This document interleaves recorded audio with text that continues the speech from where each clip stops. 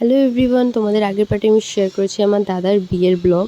আজকে আমি শেয়ার করব দাদার বউ আনা থেকে আর রিসেপশন অবধি। তো সকালবেলা ঘুম থেকে উঠেই আমি চলে গেছিলাম মাঠে বাচ্চাদের সাথে খেলতে। অনেকক্ষণ ওয়েট করার পর পুচকি এসছে দাদা আর বৌদিকে গাড়ি করে নিয়ে। তো আমি একদম ও আসা থেকে আর একদম গাড়ি থেকে নামা অবধি সব কিছুই আমি একদম তোমাদের সাথে শেয়ার করেছি পাই টু পাই। আর তোমরা যদি এটা ভেবে থাকো যে ও গাড়ি ড্রাইভ করতে পারে, মানে ওকে মেন রাস্তায় চালাতে দেওয়া হয় না, এটা একদমই ভুল। কেন কালকে যখন দাদা বউ আনতে যায় তখন ও ড্রাইভ করে নিয়ে গেছিলো। ও বলেই ছিল আমার দাদার বউ আনতে যাব, আমি নিজে ড্রাইভ করে। আর আমি সত্যি বলছি, আমার নিজেরও অনেক দিন থেকে ইচ্ছা ছিল, বাট এখনও অবধি গাড়ি চালানো শেখা হয়নি। দাদা অনেকবার বলেছে চল শিখিয়ে দেবো, বাট আর শেখা হয়ে ওঠেনি। তো দাদা ফার্স্টেই গেছে আমাদের বাড়িতে, এসছে ঠাম্মা আর দাদুকে নমস্কার করতে। কেন দাদা বলেই ছিল যে আমি ফার্স্টে আমার দাদু ঠাম্মাকে নমস্কার করবো, তারপর বাড়ি ঢুকবো। তো তারপর একদম ফাইনালি এই পার্টটা চলে এলো, বৌদিকে কোলে করে নিয়ে ওপরে উঠবো। আমরা বলেছিলাম যে আমাদের বৌদিকে হেঁটে ওপরে উঠতে দেবো না, কোলে নিয়ে ওপরে উঠবো। তারপর বৌদিকে ঠাম্মা, মানে পিসি, ঠাম্মা বলে ফেলেছি, পিসি নিয়ে গেছিলো মন্দিরে পুজো দিতে, মানে নমস্কার করতে ঠাকুর। আর রাতের বেলা আমরা সবাই একসাথে ঘুমিয়েছিলাম, মানে আমাদের বাড়িতে বিশাল এনজয় করেছি, সারা রাতটা গল্প করেছি। তার মাঝখানে আমার একটু কষ্ট হচ্ছিলো, আমি চলে এসেছিলাম আমার ঘরে ঘুমাতে। ওরা তার জন্য সকালবেলা আমাকে বকেওছে। তো সকালবেলা রেডি হয়ে চলে গেছিলাম বৌদির কাছে, বৌদির ভাত কাপড় হচ্ছিলো। তারপর আমরা চলে গেছিলাম ক্লাবে, কেন আমাদের খাওয়া দাওয়ার অনুষ্ঠানটাও টোটালি ক্লাবে ছিল। তো আমি আর আমার বোন একটু ঢং করে করে পোজ দিয়েছিলাম, তারপর খেতে বসে গেছিলাম। আর ক্যাটারিংয়ের দায়িত্বে ছিল আমার দাদা, না ও ছিল এটা বলবো না, কেন ও খালি আমাদের একটু হেল্প করে দিয়েছে। খাওয়া দাওয়ার পর একটু রেস্ট নিয়ে আমরা বিকালবেলা চলে এসেছিলাম রেডি হতে, কেন মেকআপ আর্টিস্ট চলে এসেছিল বৌদিকে রেডি করতে। তো বৌদি রেডি হচ্ছিলো, তার মাঝখানে মা আমাকে বললো তুইও গিয়ে ঝটপট রেডি হয়ে নে, কেন এরপর বৌদির সাথে তো যেতে হবে। তো আমি ঝটপট রেডি হয়ে গেছিলাম। ফার্স্টে একটা একটু ক্রিম কালারের একটা ড্রেস পরেছিলাম, মা বলছে না এটা বহুত লাইট হয়ে যাচ্ছে, এটা পরিস না, ব্লু গাউনটা পর।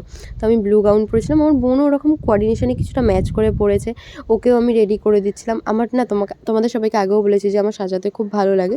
তো তার মাঝখানে আমি ওকেও একটা সুন্দর একটা লুক দিয়েছি, রেডি করেছি ওর ড্রেসটা অনুযায়ী। তারপর আমার বন্ধুটাও চলে এসেছে, ও এত ভারী একটা গাউন পরেছে, তার মধ্যে সবাইকে নিয়ে হেঁটে হেঁটে যেতে হচ্ছিলো। আর তারপর গিয়ে দেখলাম দাদা বৌদি একদম সবাই মিলে রেডি, খুব সুন্দর লাগছিলো ওদের সবাইকে। আর সত্যি বলছি না, আমিও না অত ভালো করে ভয়েস অ্যাড করতে পারি না, এটা ভুল হয়ে যায়। তার মাঝখানে ক্যামেরাম্যান বলছিল যে এই ভালো করে পোজ দিতে হবে, নাহলে রিসেপশনের ফটো ভালো আসবে না। তার মাঝখানে পকোড়া চলে এসেছিলো, তো আমি একটু বেবিকর্ন আর চিকেন পকোড়া নিয়ে নিয়েছি।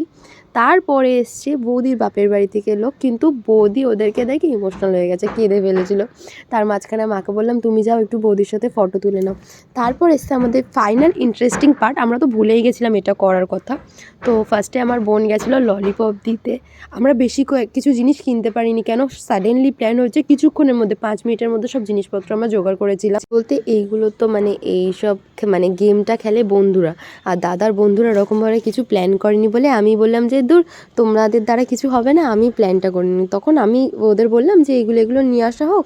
তো দাদার বন্ধুদের আমি এই জন্য চিনি, কেন ওরা সম্পর্কে ওদের সাথে আমরা পড়তাম, মেনলি আমাদের কোচিংয়ে সব দাদাগুলো পড়তো, যার জন্য আমি সবাইকে চিনতাম। আর একটা জিনিস কী বলো তো, আমি না চিনলেও না 2 মিনিটের মধ্যে গল্প করতে করতে এমন হয়ে যাবে যে সবাইকে যেন আমি চিনি। আর আমি স্পেশালি একটা জিনিস দিয়েছিলাম, যেটা হলো ডাইপার।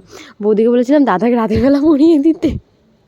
প্রচণ্ড মাছ দিয়েছে। আমি যে ভয়েস অ্যাড করছি তার মাঝখানে মনে হচ্ছে যে কী করে দিনগুলো কেটে গেল। সত্যি বলতে আমরা সবাই ওয়েট করছিলাম কবে দাদার বিয়ে আসবে, এটা করব ওটা করব, আর আসলেই না চলে যায়। এটা সত্যি ওয়েট করার আনন্দটাই আলাদা। তো আমরা সবাই মিলে কিছু ফটো তুলেছি, বৌদির সাথেও ফটো তুলেছি। বৌদি বলছে যে হ্যাঁ তোমরা সবাই একা একা ফটো তোলো, আর আমাকে ক্যামেরাম্যান নিয়ে ফটো তুলুক খালি। তো আমরা তার মাঝখানে বন্ধুরা একটু একটা ফটো তোলা হয়েছে এমন যে যেন আমরা কানে কানে কিছু কথা বলছি। আর তারপর অনেক লাস্টে এসছে কাকিমার সাথে ফটো তুলে আমরা সবাই চলে গেছিলাম খেতে। তার মাঝখানে কাকু এত হাসাচ্ছে, বলছে তোরা 2 বোন এত রোগা, তোরা খাওয়া দাওয়াটা কী করিস? তো সবাই মিলে খাচ্ছে, নান আর ছোলার ডাল খাচ্ছে, আমি আর আমার বোন শুধু স্যালাড নিয়েছি। তারপর তখন কাকু বলছে আচ্ছা 2 বোন আজকে একসঙ্গে ম্যাচিং করেছে, এ যেটা নেবে ও সেটা নেবে। আমি সবাইকে বলছি একটু চিজ করো। তো আমি শুধু খেয়েছিলাম রাইস, চিকেন, স্যালাড, আর কিছু খাইনি। তাড়াতাড়ি খেয়ে নিচে চলে এসেছিলাম বৌদিকে টাটা বলতে, কেন এবার আমি বাড়ি যাব, কেন আমার শরীরটা খুব খারাপ লাগছিলো। তো বৌদিকে টাটা বলে আমি চলে যাই বাড়ি। তোমরা ঝটপট গিয়ে আমার চ্যানেলটাকে সাবস্ক্রাইব করে দাও। Thank you everyone.